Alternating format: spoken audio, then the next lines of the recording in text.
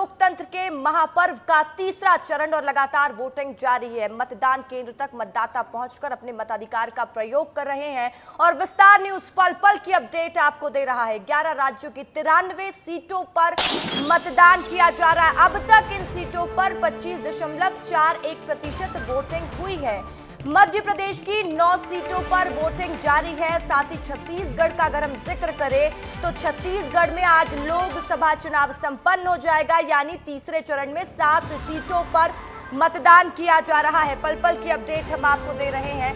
तो इस वक्त जो देश में मतदान का प्रतिशत है, 93 सीटों पर वोटिंग हो रही है। 11 राज्यों की 93 सीटें हैं जहां पर अब तक 25.41% वोटिंग हो चुकी है। अभी पूरा दिन बाकी है और लोग अपने घर से बाहर निकलकर मतदान केंद्र तक पहुंच रहे हैं। प्रधानमंत्री नरेंद्र मोदी ने भी अहमदाबाद में वोट डाला और उन्होंने एक्स पर पोस्ट करके मतदाताओं से अपील की है कि ज्यादा से ज्यादा मतदान करें।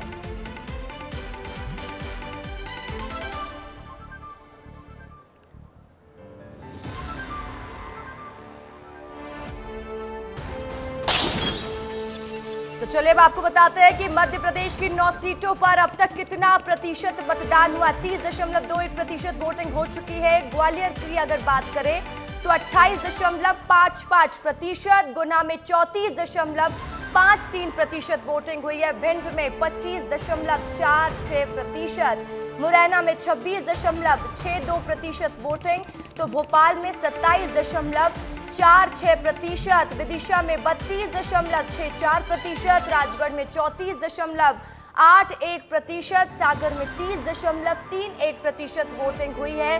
बैतूल में अगर वोटिंग प्रतिशत की अगर हम बात करें तो 32.65% वोटिंग हुई है। तो चलिए आप छत्तीसगढ़ की भी जिक्र कर लेते हैं। छत्तीसगढ़ की बात करेंगे तो 7 सीटों पर मतदान किया जा रहा है। अब तक 29.90% वोटिंग हो चुकी है। रायपुर में 26.05%, दुर्ग में 31.44%, तो बिलासपुर में 25.29% वोटिंग हुई है। जांजगीर चांपा में 25.76% मतदान हुआ है। कोरबा में 32.37%, सरगुजा में 32.86% मतदान हुआ है। रायगढ़ में 37.92% वोटिंग हुई है।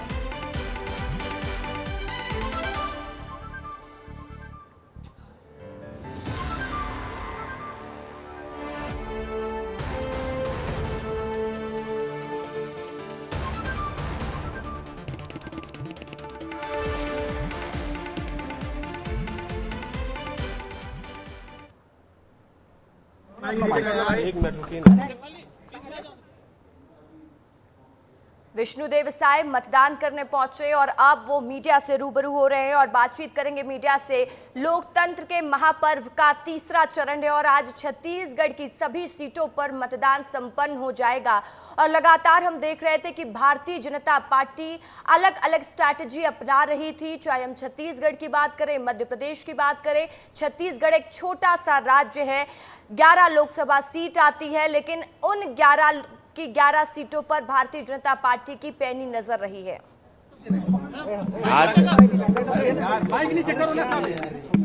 हाँ चलिए, वो बाहर देना बाहर।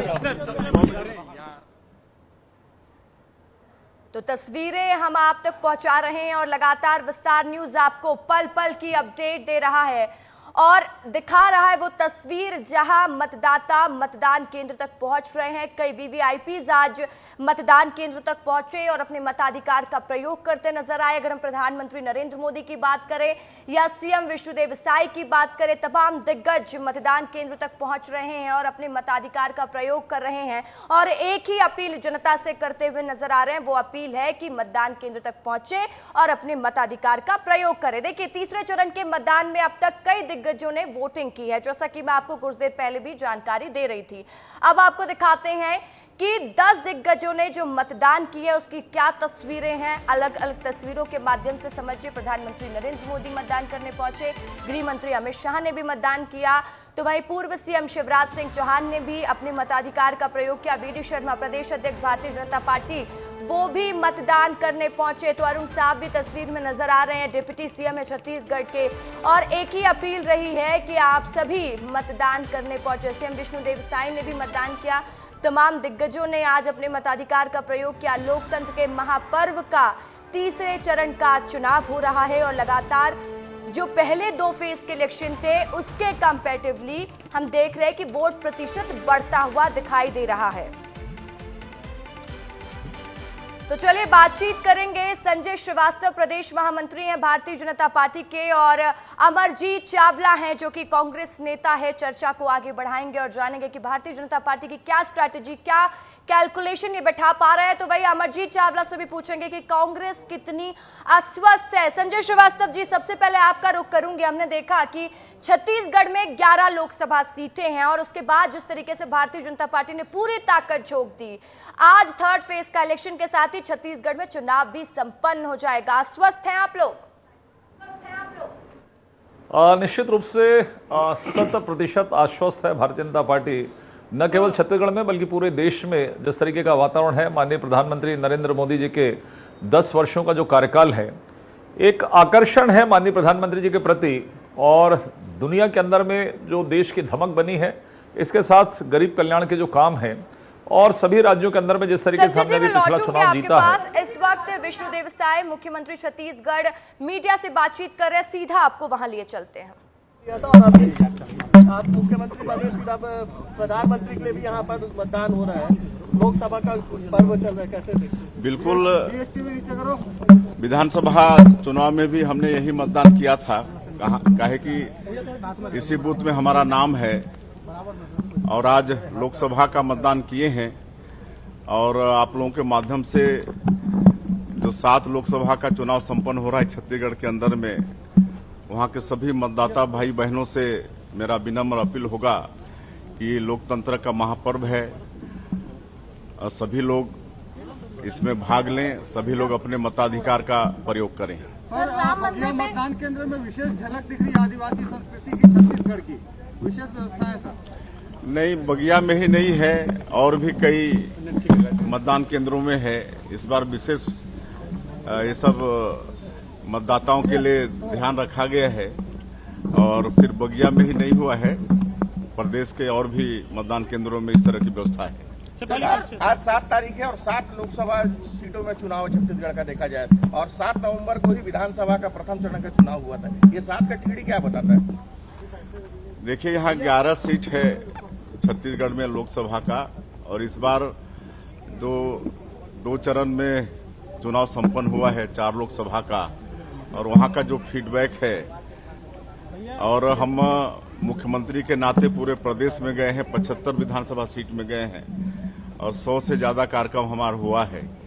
और हमारे देश के यशस्वी प्रधानमंत्री, उनका भी यहाँ पर आना हुआ चुनाव के दौरान में, हमारे राष्ट्रीय अध्यक्ष जी का भी आना हुआ, गृह मंत्री जी का भी आना हुआ, आदरणीय राजनाथ सिंह जी भी आए, योगी आदित्यनाथ जी भी आए, और भी बहुत नेता है, हमारे प्रदेश के अध्यक्ष, हमारे मंत्रीगण, सब लोग गए, और सब जगह जनसैलाब उमड़ा। और यहाँ के मतदाताओं में मोदी जी के 10 साल के कामों का असर है, और छत्तीसगढ़ की जो भारतीय जनता पार्टी की सरकार, मोदी की गारंटी के बहुत सारे मतलब काम 3 महीने में पूरा किए हैं, उसका भी असर है। और महतारियों में महतारी बंधन योजना का बहुत प्रभाव है, और हम विश्वास के साथ कह सकते हैं कि इस बार पूरी सीट 11 की 11 सीट लोकसभा की भारतीय जनता पार्टी जीतेगी। सर, राम गोपाल यादव जी का एक स्टेटमेंट आया है राम मंदिर पर, कहा है कि मैप सही से नहीं बना, वास्तु के हिसाब से नहीं बना है राम मंदिर। अब राम विरोधी है, वो लोग कुछ भी बोल सकते हैं। उन्होंने तो राम मंदिर प्राण प्रतिष्ठा का निमंत्रण भी ठुकराया। जनरली कोई भी निमंत्रण को नहीं ठुकराता है, भले उसमें आदमी जाए नहीं जाए, लेकिन निमंत्रण को स्वीकार करता है। लेकिन ये लोग ऐसे लोग हैं जो राम मंदिर के निमंत्रण को भी ठुकरा दिए, तो इनसे क्या उम्मीद कर सकते हैं। लोग राम के अस्तित्व पर भी प्रश्न चिन्ह लगाए हैं, ऐसे लोग हैं। सर, लालू प्रसाद यादव का कहना है कि मुसलमानों को आरक्षण मिलना चाहिए, बीजेपी जंगल राज करेगी। अब इन लोगों के बात का कोई मतलब नहीं है। अब लोग विलुप्त प्रजाति के लोग हो जा रहे हैं, है ना। अब जितने भी जो लोग हैं, बाकी लोग, ये सब लोग अपना जीवन भर करप्शन किए हैं। तो अभी आप सुन रहे थे विष्णुदेव साय, मुख्यमंत्री छत्तीसगढ़ को। उन्होंने कहा कि राम विरोधी है कांग्रेस, इसको लेकर क्या कुछ कहना। और उन्होंने ये भी अपील की है कि लोकतंत्र के महापर्व का तीसरा चरण है, मतदान केंद्र तक मतदाता पहुंचे। और लगातार गेस्ट भी हमारे साथ जुड़े हुए हैं। संजय श्रीवास्तव हैं जो कि भारतीय जनता पार्टी का पक्ष रखने के लिए हमारे साथ जुड़े, तो अमरजीत चावला है जो कि कांग्रेस नेता है, कांग्रेस का पक्ष रखेंगे। संजय जी, आप अपनी बात कंप्लीट कर लीजिएगा, फिर इस डिबेट को आगे बढ़ाएंगे। देखिए, आपने छत्तीसगढ़ के परिप्रेक्ष्य में मुझसे पूछा कि क्या स्थिति है और क्या आपको लग रहा है, तो मैंने जैसा कि अपने प्रारंभ में अपनी बातों को रखा, देखिए चुनाव हर 5 साल में होते हैं, प्रदेश में देश में चुनाव होते हैं, लेकिन इस बार का जो चुनाव है वो जिस तरीके का वातावरण देश के अंदर में है, प्रदेश के अंदर में है, प्रदेश का इसलिए है कि हमने 6 महीने पहले ही चुनाव को लड़ा है। और चुनावों के अंदर में चाहे मध्य प्रदेश, राजस्थान या छत्तीसगढ़ की बात करें, तीनों जगह हमने कांग्रेस को रिप्लेस करके, मध्य प्रदेश में हमारी सरकार थी, वहाँ हमने दोबारा रिपीट किया है, यहाँ पर हमने कांग्रेस को रिप्लेस करके फिर से यहाँ सरकार बनाई है और अच्छे बहुमत के साथ में बनाई है। तो मुझे लगता है कि देश में जो माननीय मोदी जी का जो काम है और जिस तरीके का 10 वर्षों का काम है, देश दुनिया में भाजपा की धमक, सरकार की धमक, भारत की धमक के साथ साथ गरीबों के लिए भी जो तमाम प्रकार की योजनाएं लाए हैं, सीधे उनके खातों पर जो पैसा जाता है, बीच में कहीं भ्रष्टाचार नहीं होता है, ऐसा एक आकर्षण माननीय मोदी जी के प्रति, एक लगाव पहली बार देखने को मिल रहा है कि हाँ, इस देश का प्रधानमंत्री इस चुनाव में यदि कोई फिर से बने तो माननीय मोदी जी के प्रति मोदी जी बने, इसका पूरा असर न केवल दिल्ली से लेकर बल्कि सभी राज्यों के अंदर में दिखाई दे रहा है। ठीक है, चलिए अब तो मुझे लगता है नतीजे छत्तीसगढ़ में तो बताएंगे कि प्रधानमंत्री नरेंद्र मोदी पर जनता फिर से विश्वास जताती है या फिर नहीं। अमरजीत चावला जी, मेरा सवाल आपसे भी यही रहेगा कि कांग्रेस का क्या स्टैंड है, क्या तस्वीरें आप लोग देख पा रहे हैं, प्रचार प्रसार भी आपने किया और आज ईवीएम में आपके प्रत्याशियों की किस्मत कैद हो जाएगी। देखिए, हम लोग पहली बात तो क्या स्टैंड पे बात नहीं करते, हम लोग बात करते हैं देश की, देश के हित की, देश में रहने वाले लोगों के हित की, उनको मूलभूत सुविधाएं दिलाने की, हम उस पर बात करते हैं। और जनता का दरबार है, जनता भगवान है, जनता के दरबार में हम अपनी बातें, अपनी विचारधारा लेकर हम जाते हैं। और अपनी विचारधारा को लेकर हमारे राहुल जी की जो सोच थी कि नफरत के बाजार में मोहब्बत की दुकान हम खोलेंगे, तो हमने कन्याकुमारी से श्रीनगर तक उस संदेश को फैलाया, हमने मणिपुर से मुंबई तक उस संदेश को फैलाया। और हम लगातार जिसकी जितनी हिस्सेदारी उसकी उतनी जिम्मेदारी की बात करते हुए अपनी विचारधारा को आगे बढ़ाने का काम कर रहे हैं। हमारा एक गौरवशाली इतिहास है। आज आप देख लीजिए, ये लोग 1000 महतारी वंदन योजना था, ये अभी चालू किए। हमने इस देश की पहली महिला प्रधानमंत्री दी, हमने इस देश में पहली महिला राष्ट्रपति दी, हमने इस देश में पहली महिला लोकसभा अध्यक्ष दी। तो हम तो सर्वहारा वर्ग के लिए सबको साथ में लेके सबके विकास की जो असली बात होती, सबके विकास की, वो बात करते हैं। इस देश के जो दलित आदिवासी जिनका हक है, जो आदिवासी इस देश के असली मालिक है, हम उनके हक की बात करते हैं। अच्छी शिक्षा, अच्छे स्वास्थ्य की बात करते हैं, सफेद क्रांति, हरित क्रांति, संचार क्रांति, सूचना का अधिकार, मनरेगा, हम ऐसी योजनाएं, हमारा गौरवशाली हमारे इतिहास की हमारी परंपरा है, हमारे पर बहुत सारी उपलब्धियां। हम ये कहते हैं इनसे कुछ भी कहो तो ये सिर्फ राम भगवान रामलला के दर्शन और रामलला का निमंत्रण, उस पर ही अटक जाते, उससे आगे ये जाते नहीं। कुछ ज्यादा बात करो, हिंदुस्तान पाकिस्तान की बात करते। अरे मणिपुर में एक निवस्त्र बहन किस तरह घूम रही थी, पूरा विश्व में हिंदुस्तान जो शर्मसार हो गया। अंकिता भंडारी लौटूंगी आपके पास। पूर्व मुख्यमंत्री भूपेश बघेल मीडिया से बातचीत कर रहे हैं, सुनवाते हैं आपको। हम लोग अधिकांश सीट जीत रहे हैं, प्रथम और द्वितीय चरण के चारों सीट हम जीत रहे हैं और इसमें भी अधिकांश सीट हम जीतेंगे। सर, एक तरफ भाजपा ने जो अपना घोषणा पत्र जारी किया, दूसरी तरफ कांग्रेस का घोषणा पत्र, किसका मजबूत लग रहा है, क्या मुद्दे लग रहे हैं? घोषणा पत्र हमारा ही मजबूत रहा है, क्योंकि भारतीय जनता पार्टी के सारे नेता, प्रधानमंत्री सहित कांग्रेस के घोषणा पत्र की चर्चा करते रहे और हमारे प्रचार उन्होंने किया है, तो स्पष्ट है कि हमारा घोषणा पत्र ज्यादा मजबूत है। जीत का दावा कर रहे हैं सर हम लोग ना? हाँ, हमारी जीत की पूरी संभावना है। पूर्व मुख्यमंत्री भूपेश बघेल, तो अभी आप सुन रहे थे पूर्व मुख्यमंत्री भूपेश बघेल को, वो कह रहे थे कि हमारा घोषणा पत्र ज्यादा मजबूत है, लेकिन क्या ये घोषणा पत्र जनता तक पहुंचा है? अमरजीत चावला जी, आपसे सवाल रहेगा। आप कह रहे थे कि हम स्टैंड पर बात नहीं करते हैं, हम मोहब्बत की दुकान पर बात करते हैं। क्या मोहब्बत आप दिखा पाए हैं लोगों को, या मोहब्बत लोगों तक पहुंचा पाए हैं?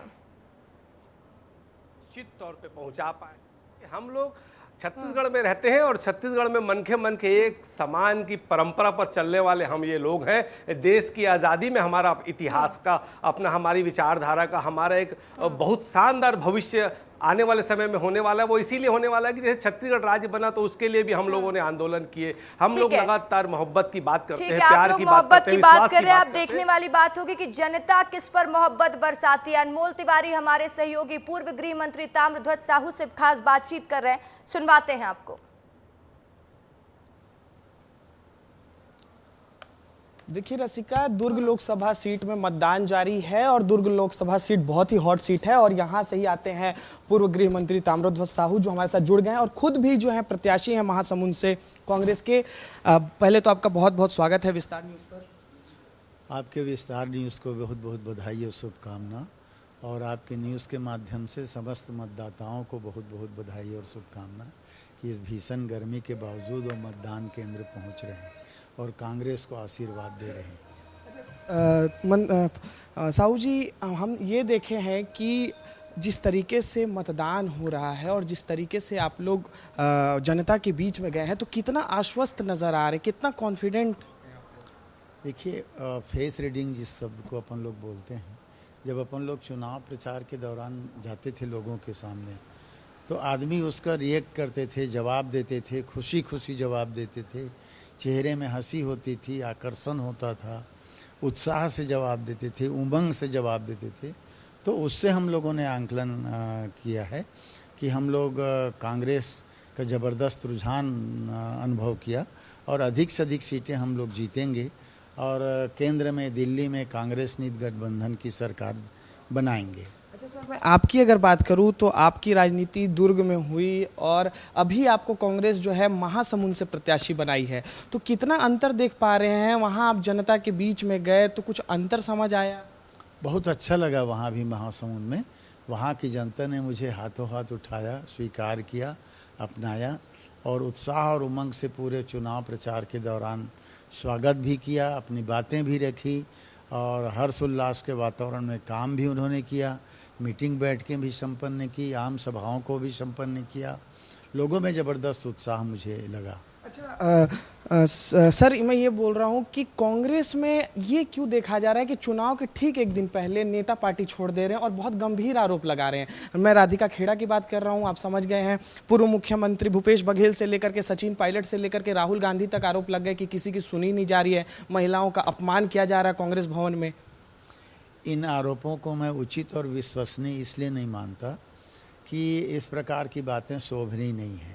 महिलाओं का अपमान कांग्रेस में हमारी नेता सोनिया गांधी, आदरणीय प्रियंका गांधी जी हमारे सामने में है और कांग्रेस भवन में आप जाकर देखें कितने महिला पदाधिकारी हमारे कार्यरत रहते हैं और कितने महिला कर्मचारी कार्यरत रहते हैं, उसको देखेंगे।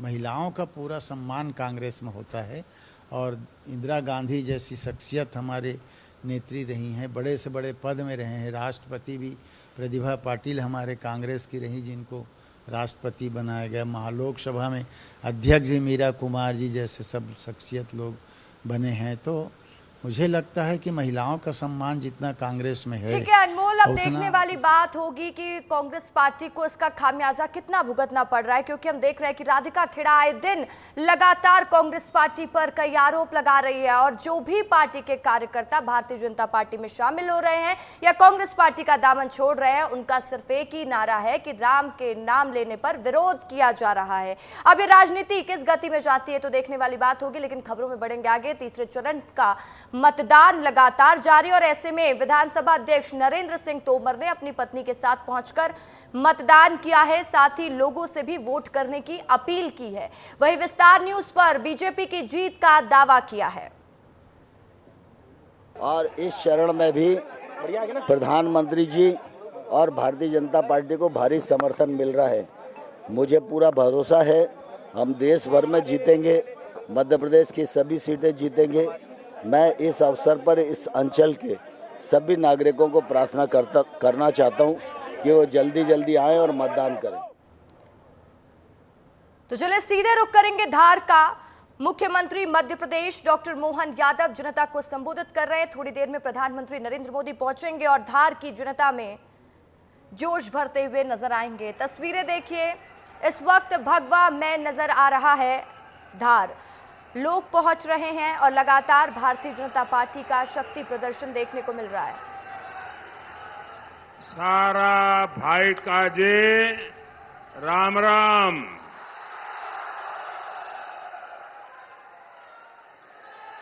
वारलू छे कि नर्मदा मैया की, नर्मदा मैया की, नर्मदा मैया की।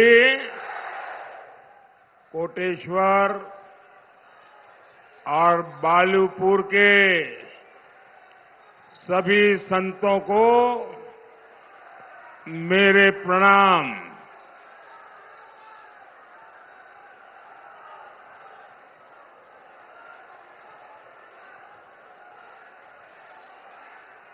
आप सब अपना समय निकालकर मुझे आशीर्वाद देने आए हैं, ये मेरे लिए बहुत बड़े सौभाग्य की बात है और मैं आपका बहुत बहुत आभारी हूं। आप सब मेरा प्रणाम स्वीकार करिए।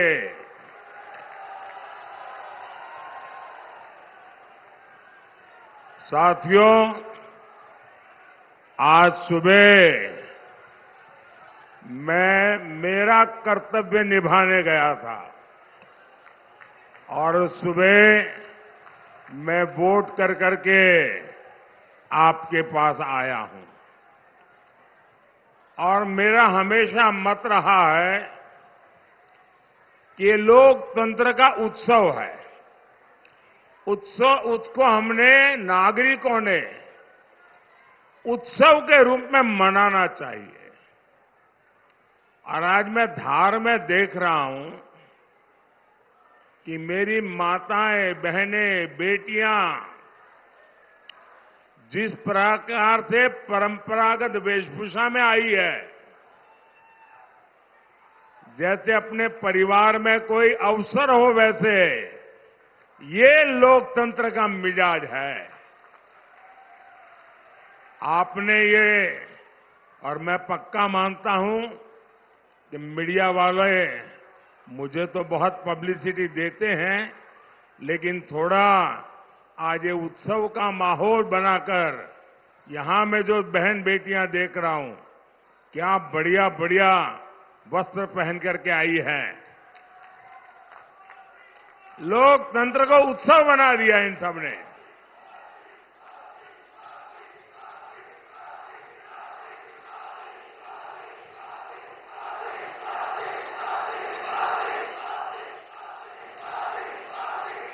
और लोकतंत्र और चुनाव, ये महापर्व होता है लोकतंत्र का। और जब चुनाव में उत्सव का माहौल जब बन जाता है ना, तो मतदान तो बढ़ता ही बढ़ता है, लेकिन जो 18 साल से कम उम्र के बच्चे हैं घर में, उनको लोकतंत्र का महात्म्य क्या है, चुनाव का महात्म्य क्या है, वोट देने का मतलब क्या होता है। एक प्रकार से चुनाव ये संस्कार संक्रमण की प्रक्रिया भी है। लोकतंत्र के प्रति समर्पण को और अधिक प्रभावी बनाने का ये उत्तम से उत्तम अवसर है। और धार के मेरे भाई बहनों ने आज ये माहौल जो बना दिया है उत्सव का, मैं धार के लोगों को बहुत बहुत बधाई देता हूं।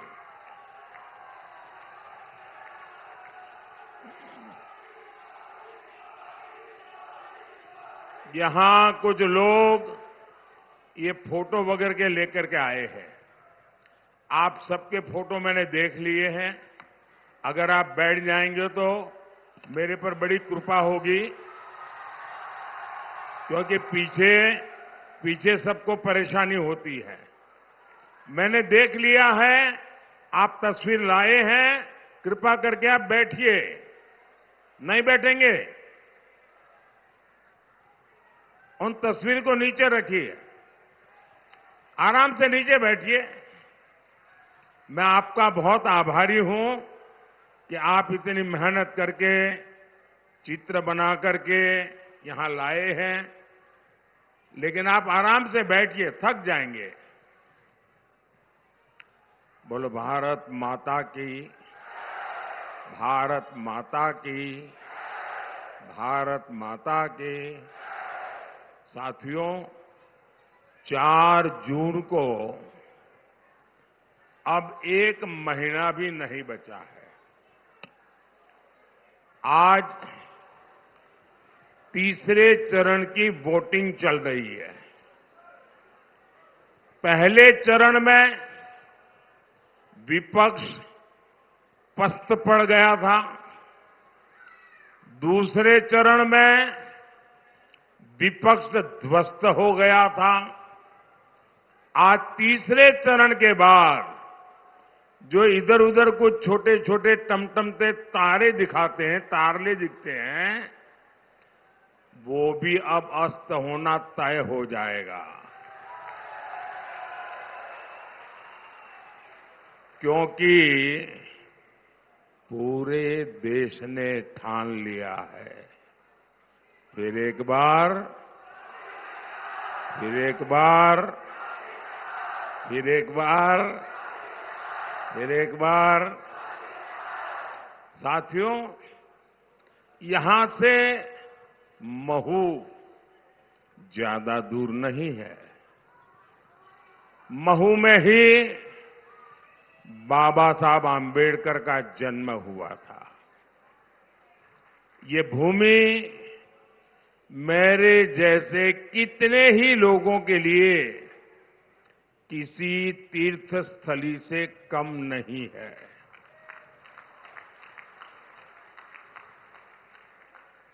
और मैं तो अगर स्वार्थ की भाषा में बोलूं,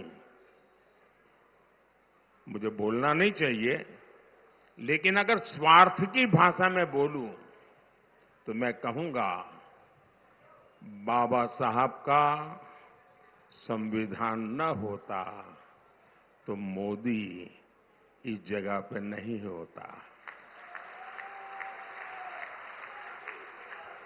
ये बाबा साहब का संविधान है जिसके कारण आप सब मुझे यहां तक पहुंचा पाए। नहीं तो आज भी एक ही परिवार का राज चल रहा होता।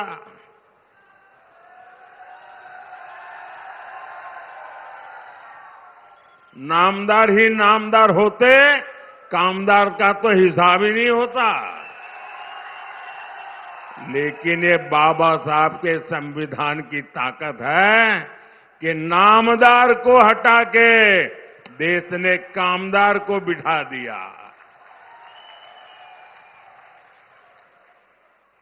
और यही वजह है कि कांग्रेस बाबा साहब से नफरत करती है। इसी नफरत में अब कांग्रेस ने एक और चाल चली है। कांग्रेस चाहती है कि संविधान बनाने का श्रेय बाबा साहब को ना मिले। इसलिए अब कांग्रेस ने कहना शुरू कर दिया है कि बाबा साहब का योगदान तो बहुत कम था। ये संविधान बनाने में सबसे ज्यादा भूमिका, सबसे बड़ी भूमिका ये उनके चाचा देश के पंडित नेहरू जी की थी। क्या ये बात आपके गले उतरती है क्या? मुझे बताइए, हिंदुस्तान का बच्चा बच्चा भी आज जानता है न कि भारत के संविधान बनाने में सबसे बड़ा योगदान बाबा साहब आम्बेडकर का था कि नहीं था? था कि नहीं था? लेकिन इन परिवारवादियों ने पहले देश का इतिहास तोड़ा मरोड़ा, आजादी के महान सपूतों को भुलवा दिया और परिवारवादियों ने अपना महिमा मंडन करने के लिए,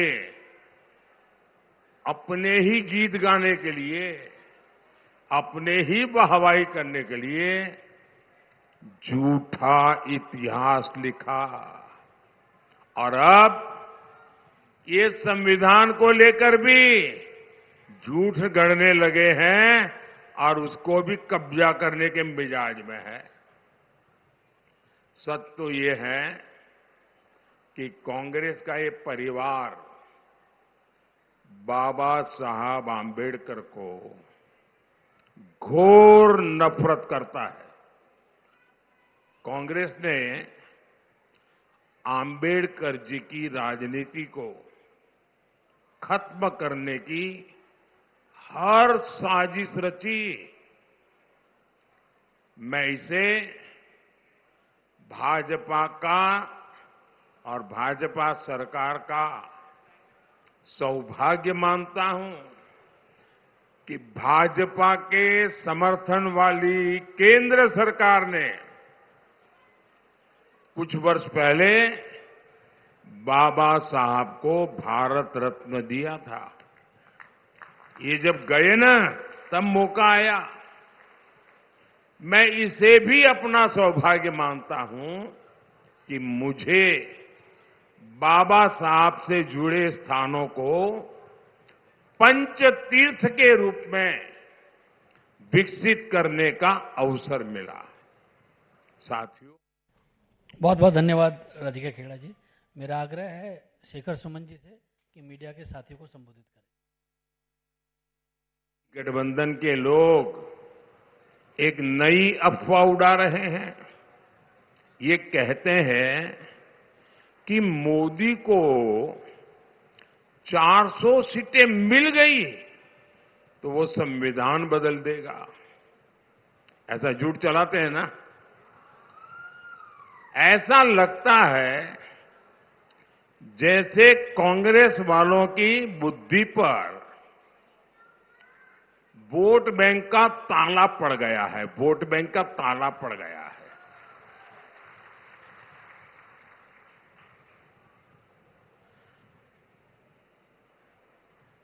अब इनको मैं बुद्धिमानी कहूं या न कहूं, ये भी मेरे लिए सवाल है।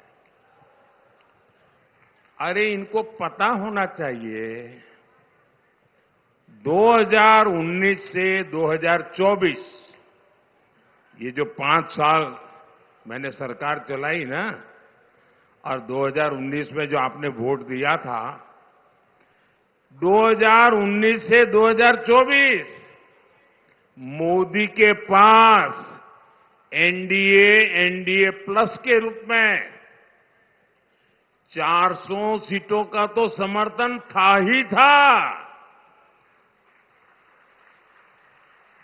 अब ये इनको इतनी भी याद नहीं है। वो ऐसी तरह जनता ने उनको मारा है, ऐसा मारा है कि अभी तक होश नहीं आया है।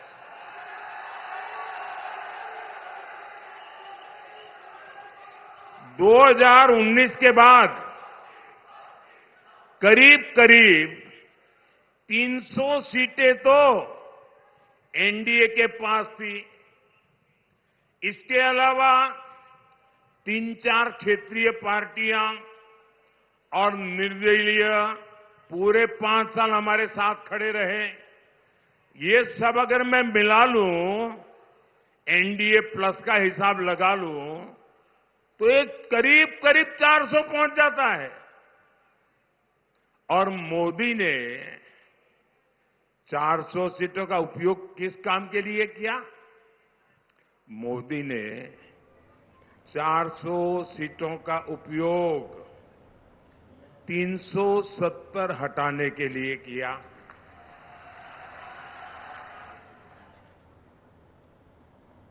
देखिए, धार से आप प्रधानमंत्री नरेंद्र मोदी को लाइव सुन रहे थे। उन्होंने कहा कि अफवाह कांग्रेस फैला रही है कि मोदी सरकार फिर से बनी तो लोकतंत्र की और संविधान की हत्या कर दी जाएगी, लेकिन ऐसा कुछ भी नहीं होने वाला है। तो दूसरी स्क्रीन पर हम आपको दिखा रहे थे कि राधिका खेड़ा कांग्रेस पार्टी का जो कुछ दिन पहले ही दामन छोड़ी हैं, कई आरोप कांग्रेस पार्टी पर लगाई है। उन्होंने भारतीय जनता पार्टी का दामन थाम लिया है। साथ ही शेखर सुमन ने भी भारतीय जनता पार्टी का दामन थाम लिया है। इसी विषय में चर्चा करेंगे और लगातार मेहमान हमारे साथ जुड़े हुए हैं। संजय जी हैं जो कि बीजेपी से हैं, अमरजीत चावला जी हैं कांग्रेस के नेता हैं, उनसे भी बातचीत करने की मेरी कोशिश रहेगी। संजय श्रीवास्तव जी, राधिका खेड़ा कभी आप लोगों के खिलाफ बोला करती थी, आज आपकी पार्टी में शामिल हो चुकी हैं। देखिए, मैंने कहा कि देश की आज़ादी के इन 75-77 वर्षों में यही तो एक बड़ा परिवर्तन है कि माननीय मोदी जी के 10 वर्ष के कार्यकाल हैं। शुरू में कांग्रेस, चूंकि विकल्प नहीं था, इस देश के अंदर में कोई विकल्प नहीं था, इसलिए कांग्रेस एक तरफा राज करी और कांग्रेस मनमाने ढंग से इस देश के अंदर में सरकारें चलाई, जिसको जैसा लगा वैसा व्यवहार करी। विकल्प बनने के बाद कांग्रेस लगभग 25-30 साल से कमजोर होती चली गई और आज देश के अंदर में अप्रासंगिक स्थिति में है कि कांग्रेस को कोई देखना पसंद नहीं करता, कांग्रेस को कोई सुनना पसंद नहीं करता। इस वर्ष के चुनाव में आपको देखने को मिलेगा, लोकसभा चुनाव में लाखों कार्यकर्ता पूरे देश में, छत्तीसगढ़ में कम से कम 50,000 कार्यकर्ता जो कांग्रेस की जो नीति है उससे नाराज होकर उन्होंने दूसरी विचारधारा के साथ में संलग्न हुए, बीजेपी में प्रवेश किए। इसके मुख्य 2 कारण थे, इसको समझना चाहिए, जिसको मैं कहता हूं कि वैचारिक क्रांति आई है। देखिए, चुनाव होते हैं, जीत होती है, हार होती है, किसी की सरकार बनती, किसी की नहीं बनती, लेकिन पिछले 10 वर्षों में जो भाजपा की विचारधारा है देश के अंदर में और जो माननीय मोदी जी के काम है, उससे प्रभावित होकर लोग लगातार भाजपा से जुड़ रहे हैं। और आज राधिका खेड़ा जी का तो एक विषय अलग है, वो भी कहीं ना कहीं उन्होंने अपने शब्दों में व्यक्त कर ही दिया है कि राम जी की यदि वो दर्शन करते हैं तो उसके बाद कांग्रेस उनको किस तरीके से टॉर्चर करती है। प्रदेश के अंदर में अलग मामले, तमाम प्रकार के आरोप लगे हैं, वो आरोप बहुत अच्छे नहीं है। किसी भी दल के अंदर में यदि किसी एक महिला प्रवक्ता या किसी एक महिला कार्यकर्ता के साथ में यदि इस प्रकार का दुर्व्यवहार होता है तो एक गलत बातचीत है। लेकिन मैं जिस बात को कह रहा था कि एक वैचारिक परिवर्तन और 10 सालों के अंदर में जो काम किया, अभी अमरजीत जी तमाम प्रकार की बात कर रहे हैं, ये कर रहे हैं, वो कर रहे हैं। आप कह रहे हैं कि भारतीय जनता पार्टी में कार्यकर्ता इसलिए शामिल हो रहे हैं कि वो भारतीय जनता पार्टी के विचारधारा से सहमति रखते हैं, लेकिन दूसरी तरफ तो कांग्रेस पार्टी ये भी कहती है कि आप लोग दबाव बनाते हैं, फिर कार्यकर्ता बीजेपी में शामिल होते हैं, वॉशिंग मशीन में धुल देते हैं उनकी गलत चीजों को। ये भी आरोप लगते हैं आप लोगों पर। देखिए, मुझे लगता है यदि कांग्रेस को राजनीति के क्षेत्र में थोड़ा बचना है, संभलना है, थोड़ा सर्वाइव करना है, तो अपनी अंतरात्मा से अपना आत्मावलोकन करना चाहिए कि उनके घर में क्या कमी है।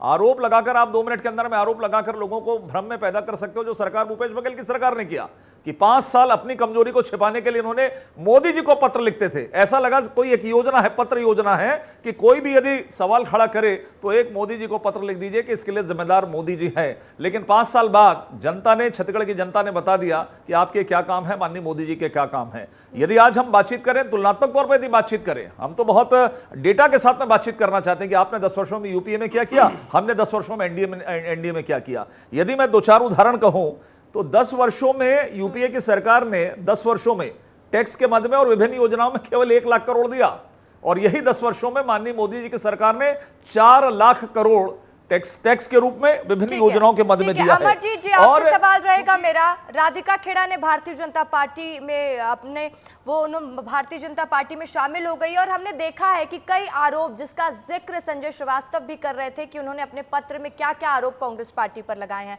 आज बात इसकी नहीं करेंगे कि उन्होंने ये कहा है कि राम मंदिर या राम का नाम लेने पर विरोध किया जाता था क्योंकि आपके कई कार्यकर्ता यही बोलकर बीजेपी में शामिल हुए, लेकिन एक महिला ने सम्मान के खिलाफ आवाज उठाई है, ये कहा है कि मेरे साथ गलत किया गया, मेरा अपमान किया गया, मुझे कमरे में बंद कर दिया गया। आप लोगों के लिए ये कितनी दिक्कत वाली बात है, क्योंकि वो महिला नेत्री भी हैं।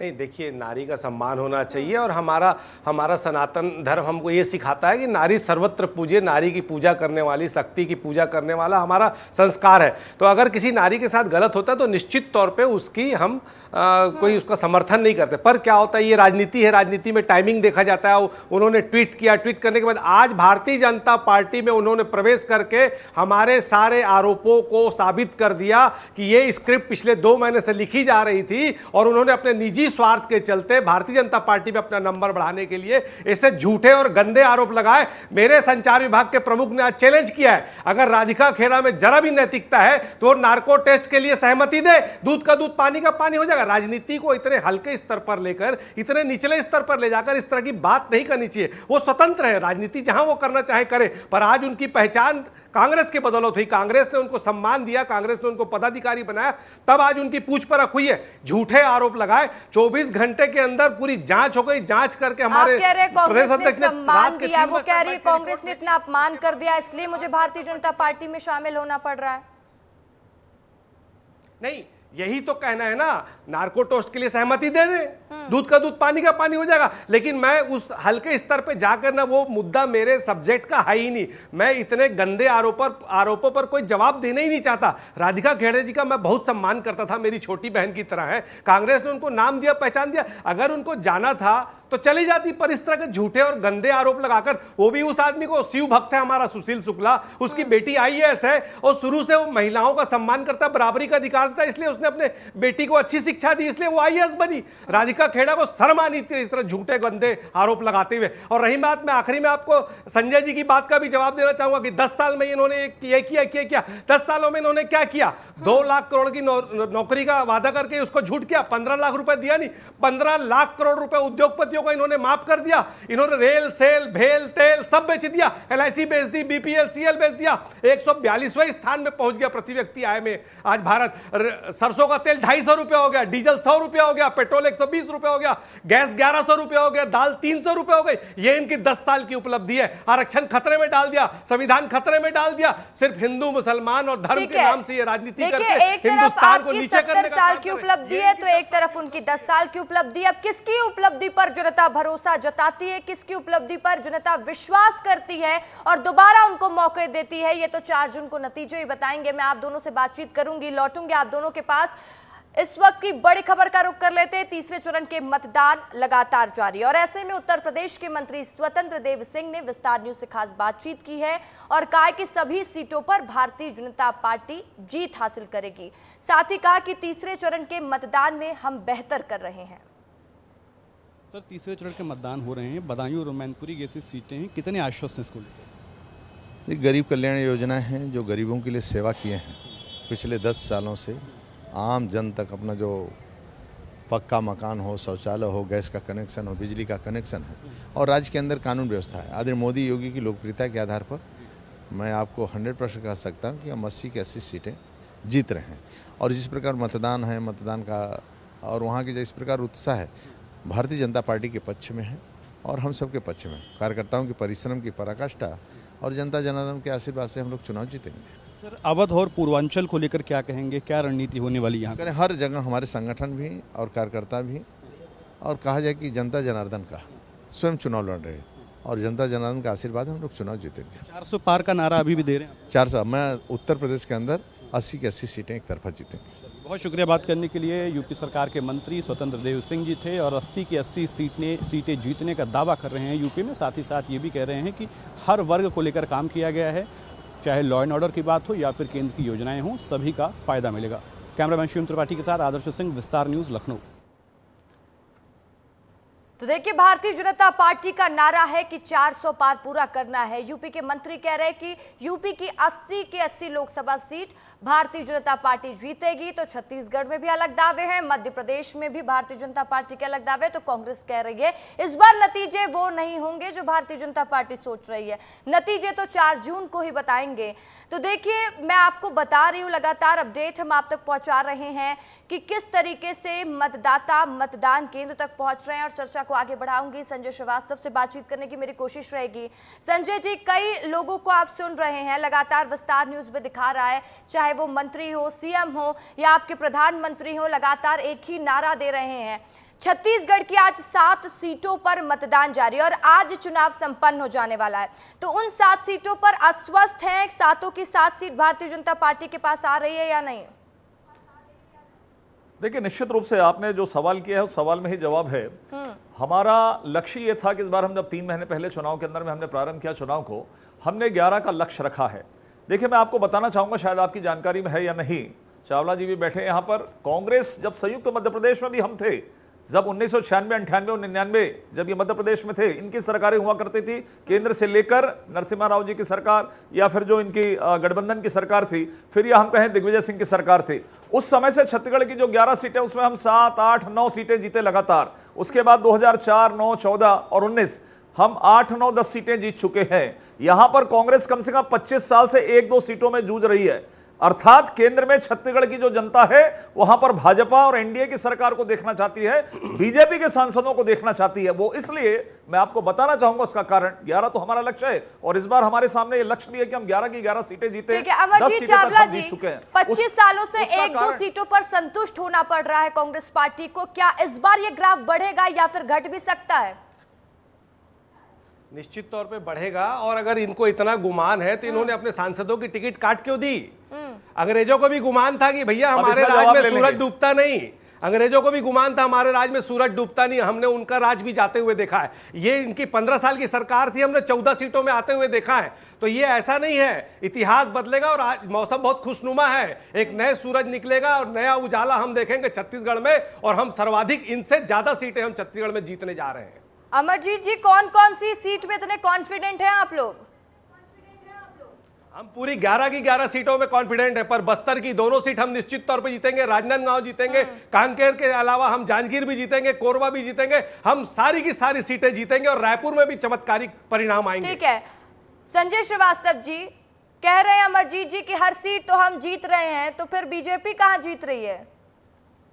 देखिए, भारत में लोकतंत्र है और लोकतंत्र में सबको कहने का अधिकार है। इनको भी हमने अधिकार दिया, 4 जून तक तो इनको कहना ही पड़ेगा कि हम 11 में 11 जीत रहे हैं। इनके प्रत्याशी नहीं कह पा रहे कि हम 11 में 11 जीतेंगे। देखिए, ऐसा है, यही लोग हैं ना जो भूपेश है तो भरोसा है का नारा लगा रहे थे। कहां गया भरोसा, कहां गए भूपेश? आज भूपेश बघेल संघर्ष की स्थिति में हार के कगार पर खड़े हैं। तो ये केवल कहने की बात है, तो कहना है, इसके लिए छूट है, कहीं दिक्कत की बात नहीं है। हमने तो प्रदर्शन दिया है, लगातार प्रदर्शन दिया है 25-30 सालों से कि हम 7, 8, 9, 10 सीटें जीत रहे हैं। एक्चुअली जो छत्तीसगढ़ की जनता है वो इनको पसंद नहीं करती, देखना पसंद नहीं करती वहां पर। उसका कारण यह है कि जब ये लगातार सरकार में थे, 50 साल सरकार में थे, ये 50 साल सरकार में थे, ये जनता को कहते थे कि हम छत्तीसगढ़ बनाएंगे। ये कभी 60 साल में जब विद्याचरण जी, श्यामा चरण जी, अरविंद नेताम, बड़े बड़े दिग्गज छत्तीसगढ़ से केंद्र में मंत्री हुआ करते थे, केवल छत्तीसगढ़ की जनता को बेवकूफ बनाने का काम किया। पहली बार हमारी सरकार बनी, हमने जो काम या 50 साल में नहीं कर पाए वो हमने 5 महीने में करके छत्तीसगढ़ की जनता को सौगात में दिया है। और तब से लगातार छत्तीसगढ़ की जनता हमको आशीर्वाद देती है, हमको प्यार करती है और हम लगातार ये परफॉर्मेंस करते हैं। जनता आप लोगों को क्या सौगात देती है तो नतीजे बता ही देंगे। अमरजीत जी, लगातार आप कह रहे हैं कि 11 की 11 सीटें जीतेंगे, संजय श्रीवास्तव कह रहे हैं 11 की 11 सीटें हम जीतेंगे। अब कौन जीतता है, कितनी सीट 4 जून को नतीजे तो बता देंगे, लेकिन हम आपसे जरूर पूछेंगे क्योंकि आज आप विस्तार न्यूज के सामने दावा कर रहे हैं। चलिए मैं उन सीटों पर आ जाती हूं। रायपुर लोकसभा सीट की मैं बात कर लेती हूं। रायपुर लोकसभा सीट बृजमोहन अग्रवाल वर्सेस आपका जो कैंडिडेट है, आपको क्या लग रहा है, आप कॉन्फिडेंट है अपने कैंडिडेट को लेकर कि बृजमोहन अग्रवाल को हराने में वो कामयाब होंगे?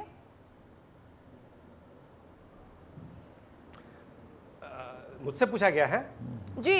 देखिए, ऐसा है कि देखिए, बृजमोहन अग्रवाल जी तो बेचारे मेरी नज़र में तरस के अधिकारी हो गए हैं। उनको राज्य की राजनीति से उखाड़ के फेंकने के लिए उनको टिकट दी गई। अरे 18 साल का मंत्री, 40 साल का विधायक, उसको तो मुख्यमंत्री भरोसा नहीं जताया, इस चीज का भी ध्यान रखिएगा। अभी आप देखिएगा आने वाले समय में, मैं तो कहता हूं ना, बृजमोहन अग्रवाल जी ये बता दें कि उन्होंने 40 साल की विधायकी में दक्षिण में अपनी विधानसभा में कौन सा उल्लेखनीय कार्य किया है, सब जानते हैं। और आप देखिएगा, अगर ये जीतने का इनको विश्वास होता ना, तो कल आज प्रशासन के माध्यम से जिस तरह की हरकतें हो रही है रायपुर में, हमारे प्रत्याशी विकास उपाध्याय जी अभी बता रहे थे आप ही के चैनल में, उससे ये समझ में आता है कि ये बौखलाए हुए हैं, घबराए हुए हैं, और परिणाम बहुत जल्द आ जाएगा। 4 जून को आप देखिएगा रायपुर में भी हम चमत्कारिक रिजल्ट देंगे आपको। ठीक है, और बिलासपुर सीट की भी बात कर लेते हैं। बिलासपुर में क्या लग रहा है, टोकन साहू वर्सेस देवेंद्र यादव?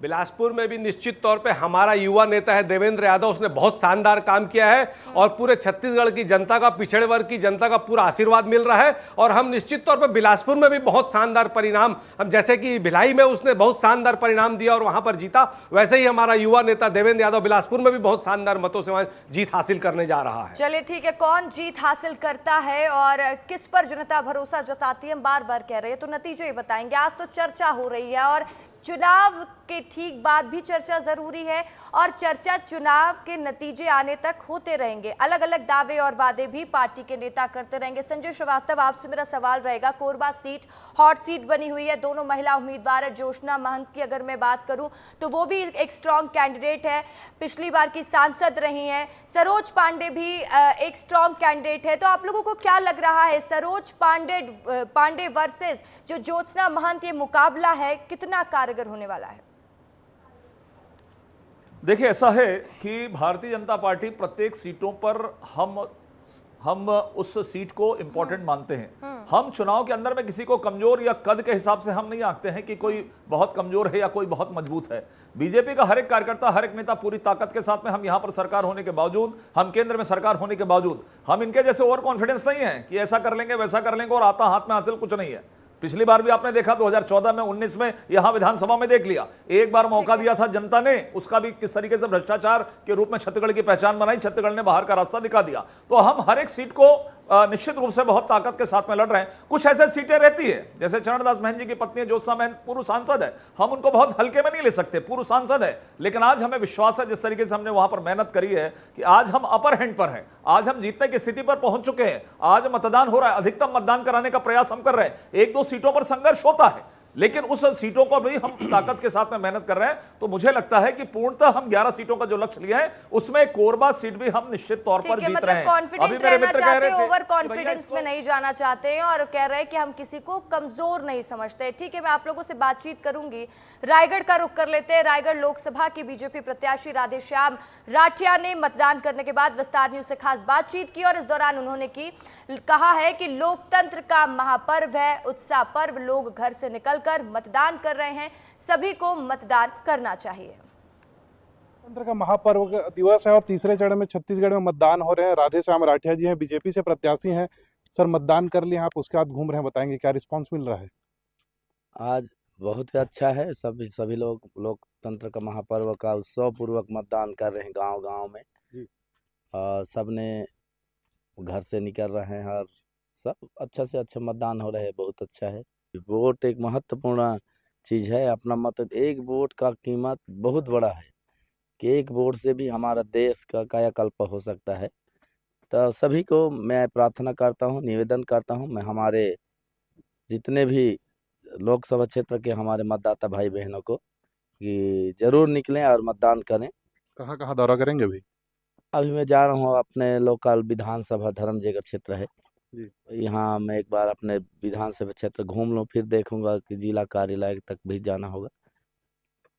राधेश्याम राठिया जी हैं, बीजेपी से प्रत्याशी हैं, लगातार दौरा कर रहे हैं वोट देने के बाद और लोगों से मताधिकार का उपयोग करने का अपील भी कर रहे हैं। कह रहे हैं कि 3 लाख से अधिक वोटों से जीतने को लेकर आश्वस्त भी नजर आ रहे हैं। रायगढ़ से विस्तार न्यूज के लिए अश्वनी मालाकार।